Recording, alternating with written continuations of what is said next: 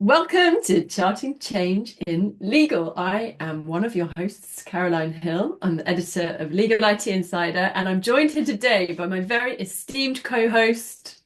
Ari Kaplan. I'm an analyst who covers the legal industry, and as always, I look forward to this conversation, Caroline. Nice to see you. It is great to see you. So it's been so busy that you and I have been more ships in the night, than the usual. So we've got a ton of stuff to catch up on. Yes, I should say that we missed our last call because I went to visit my son for a father-son weekend. So I don't know that it was so busy, but it was wonderful, and I was very happy to do it. And I went to a college basketball game and did a bunch of other stuff, which was a lot of fun. And I'm glad to be here chatting with you, but also glad That's that we important, skipped right? our conversation for 1 week. But the idea of being busy or trying to balance is starting to come into more conversations now that we are entering the last month of the first quarter of the year, which seems incredible, and also that we are approaching one of the biggest conferences of the year, Legal Yeah. Week. So it's been an interesting adventure. I am trying to reframe being busy in my brain. So the temptation is, or the temptation is the wrong word.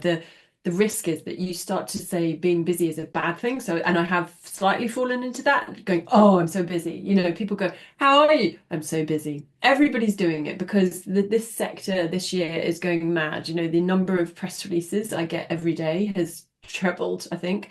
And so I've been trying to reframe in my head how to express being busy, because if you say it to yourself in a really negative way, then you feel a bit hard done by, right?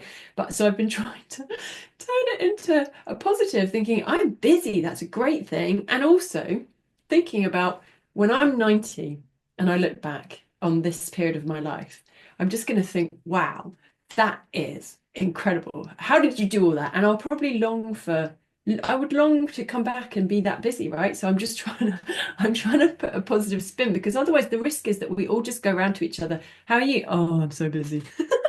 Which That is like, you may remember this from practice. Like that's a very common conversation in a law firm. How are you doing? I'm busy. Great.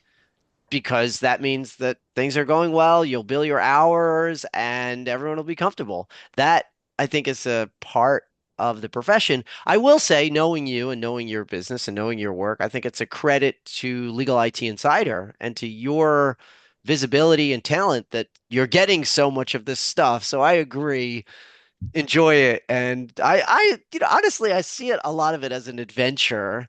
And if I could highlight this, as Fridays tend to be very busy for me. We do our calls on Friday mornings, just so our one listener knows. It's usually on a Friday morning, but I actually designate all of my podcasts for Reinventing Professionals on Friday afternoons. And so I have all of these discussions scheduled. I usually have a guest on the virtual lunch on Fridays. And so there's lots of interviewing happening, and it requires lots of questions. And I have recently turned to ChatGPT to say, listen, I'm going to be interviewing this person. This is their background. And I have a format for my programs, but sometimes I miss that so I'll maybe copy a bunch of stuff from LinkedIn and say, can you just, what kind of questions do you think would be helpful? It's really, really efficient. And I do this sometimes with the podcast, not always with the questions, because I ask the guests to send questions so that it gives us a head start on what to talk about. But when I summarize the episode or whatever, I also use it, and I also use a tool now that eliminates all the filler words with the edit. It's just I've really increasingly found easy ways to maybe make the busyness more focused on the highest value work, as people have said, but in practice, I've really tried to do it. I love that. I love that. Practicing what we preach a little bit, like it's like, but yeah, it's so good. It's so good. I know from my peers, the peers that so we do the Friday evening panel with Bob Ambrogi, and people talk on the panel sometimes about how much they're using AI, and the response has been mixed, but some of them really not that much, almost on principle. I use it for tons of stuff. Like I use it for headlines. I'm using it for suggestions on, I don't know, I mean, so much stuff. Like I was like with organizing organizing events with my colleagues, I'll be like, now we're doing this in this region, for this sort of thing. Who might you suggest? Who in this particular role, in this particular region, do you think we should invite? And those are kind of things that are mind blowing because, otherwise you've got somebody who's having to go search through LinkedIn, and obviously it's not going to come back with 100%, but it's a really good starting point for all kinds of things which take so much time, like for people to find. It's amazing.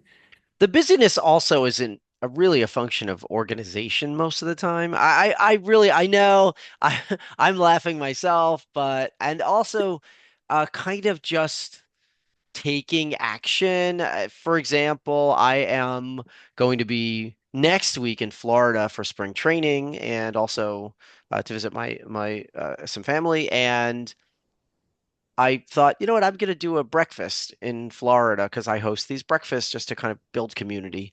And I had no location. I mentioned to some people, yeah, I'll probably do one. And then I found a location, and then I just sent out a bunch of notes on LinkedIn, and people say they're coming. So I think action creates momentum, Yeah. and that really can drive results, but it requires some level of organization. And so every time I do feel busy and even overwhelmed, I'll think, all right, let's step back, break this down. Like what are we talking about here? Is this make a call? Because if it's just make a call, let me make a call. And if it's send 2 emails, 10 emails, 50, like what does that look like? And if that's the case, can I organize it into a spreadsheet or something? And I think that that's more important than us feeling busy. And sometimes it's interesting. Don't you want to just say, "Are you busy?" No, I'm all set. Like I have a team of people that are helping me and supporting my work. I'm not really that busy. I'm, thinking about my next opportunity and where I'm going. And so I think it's Not where yeah, we want to be. I agree with you about the organization. So this is my ongoing, forever enduring challenge, which I'm putting a lot of effort into different strategies to be more organized and using different bits of software to help with that, and funnily enough, I just got off a call looking through that with somebody who has a more objective eye. And they're like, well, why we used Asana for task management, which is great. And my whole team keep it updated. And then, when we're looking through, like someone was like, well, why is that like that? And I'm like, I don't know. But there's always continuous room for improvement. And then it's like, well, where do you have your shared calendar? Where do you, and just in my own personal, right. tasks, I'm trying to get better. I'm actually going quite old school with a notepad, I have to tell you. But anyway, I'm trying to get better about writing everything down. Like even if it's an email, like this, you do so many things during the day. I know, Ari, I learned so much from you. You're so much better at this stuff. But like, if I'm not careful, I chase around my tail and then achieve nothing in a morning. If I'm not careful, that's quite an easy thing to happen because I do like this, and I don't finish any of it. So that's my challenge and my priority for this year is to get everything down, listed, however that might be actually, and then tick it off and tick it off. So you've got that feeling of satisfaction, that kind of, rather than just going, I've done 1,000 things. What have I done? I was just writing about this, the idea that over the years I have tried a notepad, post-its, writing on my iPad, setting voice reminders on my device in my office, having my device connected to my calendar so that it would read things to me, which was super comical because I add a lot of things to my calendar. Sometimes I list it as busy, sometimes I list it as free so that people can book over it.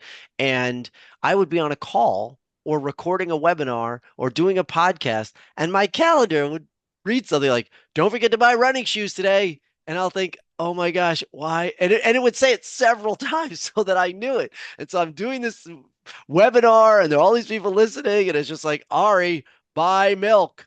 You're gonna get in a lot of trouble if you do not purchase the yogurt. And it's just like, and I'm like, why am I leaving myself messages like that in the first place? So sometimes we overwhelm ourselves with the effort to try not to overwhelm ourselves. And I think that's pretty interesting. Which also makes us even that much more fascinated by, the ability of people to be so accomplished. We're in a profession where people are incredibly productive Yeah. and are just impressive in their ability to produce high quality content. You mentioned Bob Ambrogi. I'm a huge fan of his, and so he's a great example of that. And I think that there's just, and I think part of it is just chipping away one step at a time. He still practices. Listen, we could have a whole episode on how great he is. Right. He's a great dad. Like there are a lot of things about, like there are like hugely important things about his character that I recognize that aren't recognized publicly. But I think as a person, he's a great guy and a wonderful mentor to many people in our space, frankly. Oh, So anyway, well, that uh, broke the the whole episode. crew, that whole crew is I always look forward to seeing them at Legal Week, which is Right. coming up, Yeah. and good Yeah. good Do that. public service announcement to folks to start planning because it's coming more quickly than we realize. Also, a random public service announcement for, I think our listener is in the US, so I'm just going to mention that I learned recently that your TSA pre-check expires. So I'm just going to throw that out there. I don't know what minute of this episode it is, but I've just dropped a What's a lot of the, value. what is What? the TS? What's Oh, the TS? TSA pre is like this pre-approved line at the airport. So it's not Oh, clear with the fingertips and the iris check. It's not a biometric thing, but it allows you because you've been pre-approved to get on a faster line right. in generally in the airports. And so I didn't realize that it expires. So now it's Um, expired and I have to oh, renew and it's more time consuming to travel without it. So I need to anyway, check whether your new president will have had any impact on my no, ability I to. think for you it doesn't matter, but for our listener in the US, I think he's really I know exactly who he is. Anyway, what is This your pl week has been like Yes. on very busy. So I think this week has been, I do think that you have to be a bit careful with that. There's so much coming in. It's a case of also not just from an organizational point of view, but sorry, I flipped right back from conference to being busy. So a seamless jump.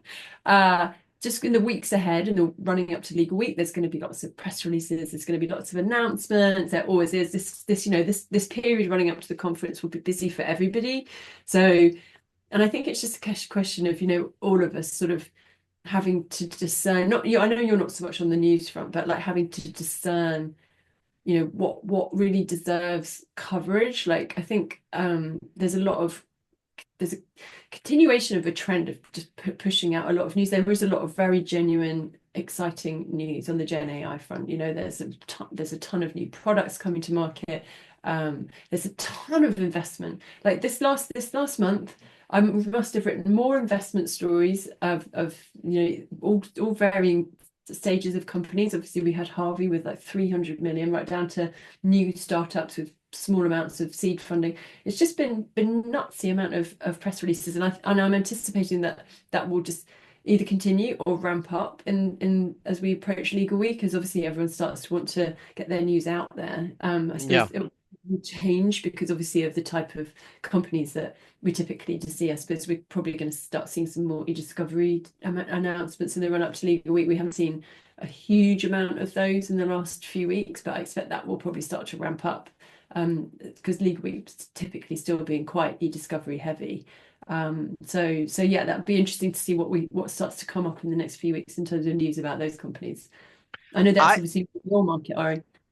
Yes, I'm actually finishing my 2025 eDiscovery Unfiltered research today, and then I'll have to number crunch. I've spent some time over the weekend. I've really made a commitment to try to have that report finished for Legal Week, which is not what I've. It's just too voluminous a piece of research to have ready, but I'm planning to. I've structured it in a way that I will. But I wanted to say I attended the Cornell panel discussion with Oz Ben Amram, Meredith Williams Range, Nikki Shaver, and Scott Rechtschaffen, and of course Matt, who's at Cornell, and it was a great, really interesting, insightful discussion. They're sort of the leaders of just sort of knowledge and innovation, and it was great. I've been planning to post something based on my takeaways because there were so many great takeaways about it. I just haven't had time, but because I'm busy. No, that's not even true. I just haven't had time. But today, I that's my plan for at some point today. So that might be a late That, Friday afternoon post. But they were great, and I'd love to promote what they were talking about and promote each of them because they do a tremendous amount to share their knowledge with our industry. I gave a talk for Scott twice actually at Cornell because but Oh, virtually. that's right. He has a class. He has a class at Cornell. So, and he teaches digital, sorry, like he has a tech group, a Yeah. legal tech kind of group, which they're super smart. And so they a couple of times I helped to judge. He gets them to he gets them each of them to choose a tech company that they want to present and they want to do some research into and present their findings across various different areas that he sets them to look into. And then they have to present, and then he kind of asked, we ask questions about why they're interesting, and yeah, it's an amazing class, to become making sure that the study or the training there is super relevant and contemporary. Yeah, yeah, and I met some students and it was a great discussion and some of them have come to my legal tech mafia breakfast in New York, which I welcome. And so I hadn't thought of like inviting students. I over the years, these things have grown from, hey, let's have coffee. Me, Caroline, and Nikki Black, right? It's just from some friends getting together with coffee to, well, let me tell some people, let me ask some other people, and all of a sudden it's just outstanding, really inspiring conversation with people who are just so smart, really just doing amazing things. And then I think there's there seems to be more opportunity to have more of those conversations, which I feel like is helping the industry move faster. Legal has historically been slow and lagging in many ways, and that's really changing. And all of a sudden, you're seeing some of these companies like Harvey being treated as high tech, main tech, as opposed to legal tech, however you want to distinguish it. But and I think that's been described in the media just as all of these interesting companies being broadly tech as opposed to narrowly legal tech. And we're Yeah. having lots of conversations about that and deployment. And in fact, I've heard more and more discussions about leveraging legal tech specifically for compliance and other business issues that, maybe go beyond, maybe are more legal adjacent. And that's also legal research tools being created for populations that typically wouldn't, right? Not necessarily lawyers or legal professionals, but people who need to understand what the law is and how it affects them, particularly these days as it's changing so quickly.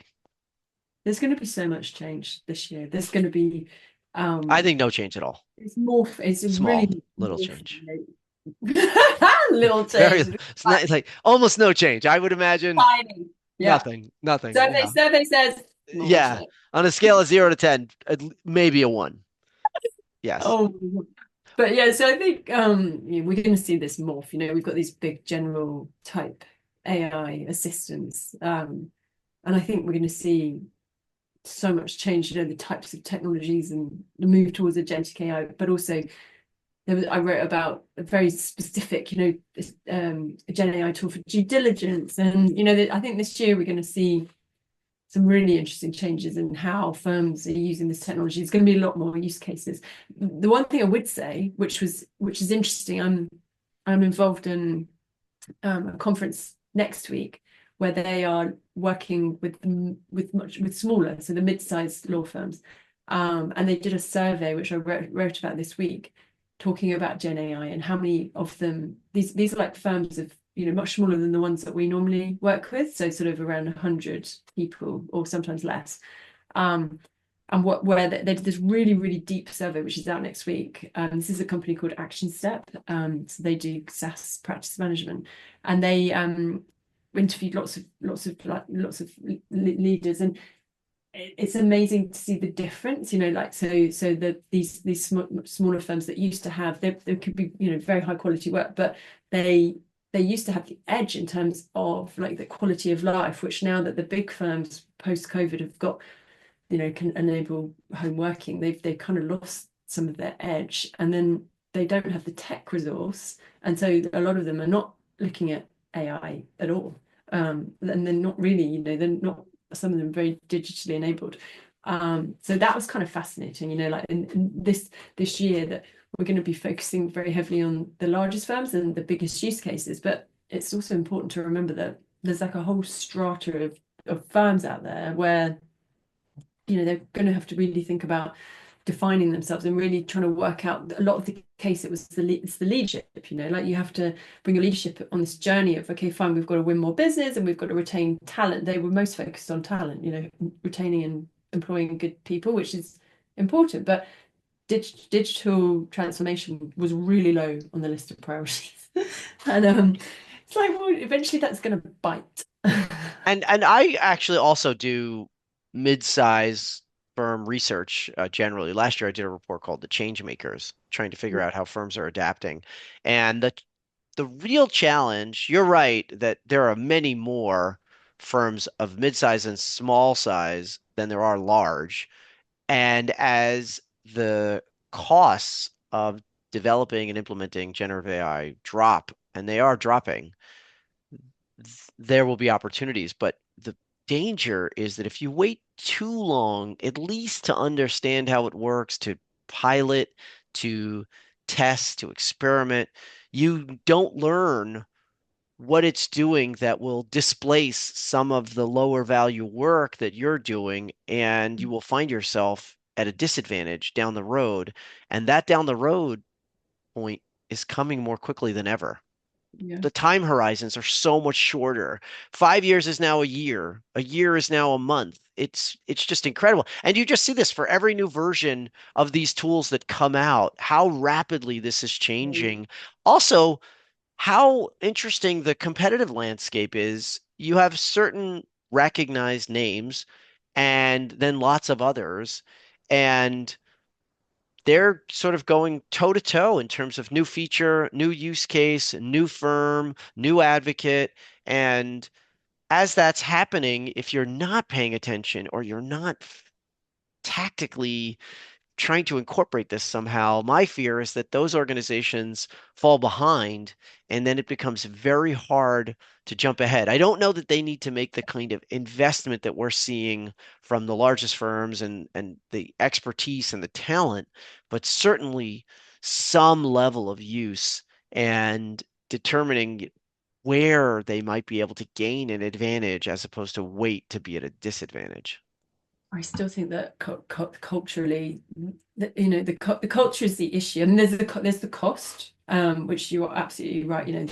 That's a huge cost, which you don't necessarily have to invest, but also it's the culture, it's the mindset of, you know, we know people when we're all about relationships. They're very much relationship front and center, and that's great, right? So how do you differentiate your service is a great relationship that people want to deal with, but they, they it feels like the culture is a massive barrier, in terms of we don't really need all of this technology. They don't have that culture of curiosity that even if you're not paying money, even if you're not investing, even if you're not really doing stuff, like you need that culture of curiosity of going, okay, we're now in a world where this is going to be really relevant and it's going to help provide a better experience for our customers, our clients, if we even if we do it just around the edges, but actually they don't. I think it's a massive challenge in a lot of mid-sized firms that sort of the leadership is really just not there. And I think that's a real danger. Someone needs to be the champion for conversation. At a minimum, participating in conversations. I'm not suggesting that you have to fly across the country and attend some event in Silicon Valley because that is where things are happening, but at least gather with your peers Yeah. and try to learn some best practices. Where have people made mistakes? the benchmarking at this point is so important. And I understand as a opportunity to come full circle here in our conversation, people are busy Mm. and right, and that is a challenge. It's not a good enough excuse. Being busy now is a short-term time issue. It doesn't necessarily determine the quality of what you'll be doing a year from now, 2 years from now, 5 years from now. And so this idea of being nimble is more important than ever. And modeling that approach only happens when you're paying attention and looking at what your peers are doing and even people you emulate, firms that you aspire to be like. I think that for a for a moment, in many ways, the mid-sized firms were taking work from larger firms because they could scale more quickly with technology. They could provide a certain level of service that they once weren't able to. Now they are, but if the larger firms are now investing and evolving and smaller firms or mid-sized firms are remaining stagnant, then they lose that competitive edge. And so it remains a challenge. So when I hear that, I'm always like, I think it's really important that these firms, if they're not going to make the investment, that they at least engage in the conversation so that they're as informed as possible and can position and revisit their strategic plans and Yeah. make adjustments. And gain energy from one another as well, potentially. That's a great thing about this market. You know, I did a webinar yesterday and I wrapped up just by saying how great we had a lot of people. It's very engaged.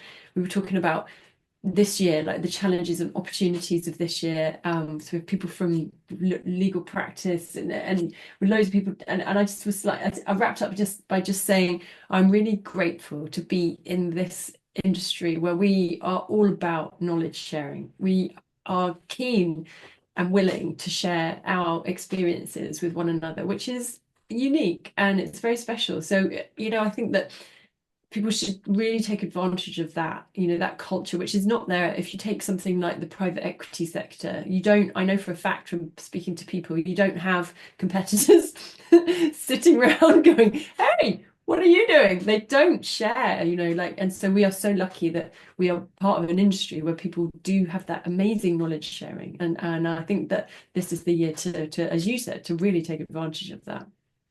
Any tips for people in preparing for Legal Week that you would share before we go? Be organized.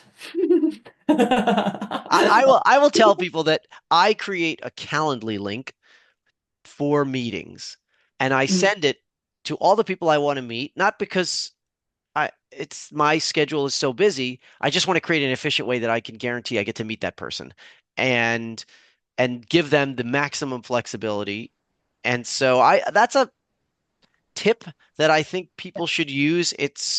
I have a paid version of Calendly, which isn't very expensive, but I think even with a free Calendly, you can do that. Just send your link, but I organize it according to those days. It's specific to those days, and I pay attention to when I'm doing something. I have a run at yeah. 6 a.m. on the Wednesday at Legal Week, and I'll be doing some other things, but I encourage people to take advantage of that organization because otherwise there's no way to manage.